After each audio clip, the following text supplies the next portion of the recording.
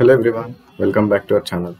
ఈరోజు మనం ఈ వీడియోలో బడ్జెట్ డే రోజు ట్రేడ్ ఎలా చేయాలి, ఏ స్ట్రాటజీతో చేస్తే మనం ప్రాఫిటబుల్ సైడ్ ఉండొచ్చు అనే దాని గురించి డిస్కస్ చేద్దాం. ఫస్ట్ ఆఫ్ ఆల్, ఒకవేళ మీరు బిగినర్స్ అయితే at least more than 1 year experience ఉంటే ట్రేడింగ్లో, మీరు ఏదైనా ఒక స్ట్రాటజీ మీద కన్సిస్టెంట్గా ప్రాఫిట్ చేస్తుంటే ఈ 1 yearలో, వాళ్ళు మాత్రమే ఇట్లాంటి ఈవెంట్ డేస్లో ట్రేడింగ్ చేయండి. వేరే వాళ్ళందరూ ఇట్లాంటి ఈవెంట్ డేస్లో దూరం ఉండడమే మంచిది. మీరు ఈ మార్కెట్ వాలిటిలిటీ చూసి ఆ వాలిటిలిటీని ఎంజాయ్ చేయండి, కానీ ట్రేడ్ చేయొద్దు.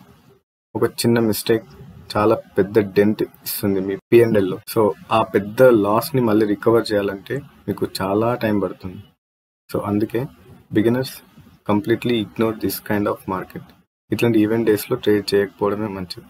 అండ్ వేరే అందరికీ ఇట్లాంటి ఈవెంట్ డేస్లో మీరు రెగ్యులర్గా యూజ్ చేసే స్ట్రాటజీ, మీరు ప్రాఫిట్ రెగ్యులర్గా చేస్తున్నా కానీ ఆ స్ట్రాటజీ వర్క్ అవ్వకపోవచ్చు. మోస్ట్ ఆఫ్ ద టైం ఆ స్ట్రాటజీ వర్కౌట్ కాదు.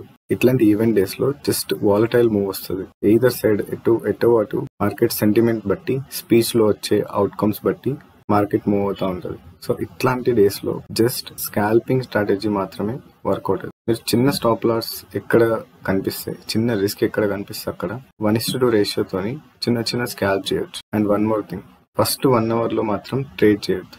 ఫస్ట్ 1 hourలో మార్కెట్ సైడ్ వేస్ ఉంటుంది, థీటా డికే అవుతూ ఉంటుంది. మీరు ఒకవేళ బయింగ్ చేసేది ఉంటే ఫస్ట్ 1 hourలో చేయొద్దు. ఒకవేళ సెల్లింగ్ చేసేది ఉంటే బ్యాంక్ నిఫ్టీలో ఒక 400 to 500 రేంజ్ చూసుకొని ఆ రేంజ్ని పైన కాల్, కింద పుట్, షార్ట్ చేసి పెట్టేసుకోవచ్చు. మీరు ఆప్షన్ సెల్లింగ్ బిగినర్ అయి ఉన్నా కానీ just 1 lot call and put మీరు షార్ట్ చేసి పెట్టచ్చు. జస్ట్ ఫస్ట్ 1 hour మాత్రం మీరు చాలా అలర్ట్ ఉండాలి. స్ట్రిక్ట్ స్టాప్ లాస్ మెయింటైన్ చేసి ఆ కొంచెం థీటా డికేని క్యాప్చర్ చేసుకొని బయటకు వెళ్ళిపోవాలి అంతే. కొంచెం ఇగ్నోర్ చేసిన పీచ్ స్టార్ట్ అయిన తర్వాత వచ్చే వోలటైల్ మూవ్ ని మీరు మేనేజ్ చేయలేరు. ఆప్షన్ సెల్లింగ్ లో ఉంటే మాత్రం చాలా పెద్ద లాస్ అవుతుంది.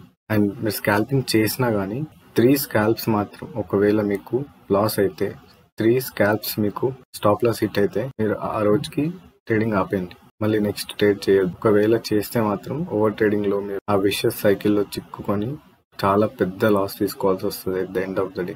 జస్ట్ రిమెంబర్, మీకు మార్కెట్ రేపు ఓపెన్ అవుతుంది, నెక్స్ట్ ఇయర్ అంతా ఓపెన్ అవుతుంది, లైఫ్ అంతా ఓపెన్ అయ్యే ఉంటుంది. సో ఒక్క రోజు ట్రేడ్ చేయడం వల్ల లేదా ట్రేడ్ చేయకపోవడం వల్ల వచ్చే నష్టం కానీ లాభం కానీ ఏముండదు. జస్ట్ ఒక్కరోజు ట్రేడ్ చేయడం వల్లనే మీరు రిచ్ అయిపోరు.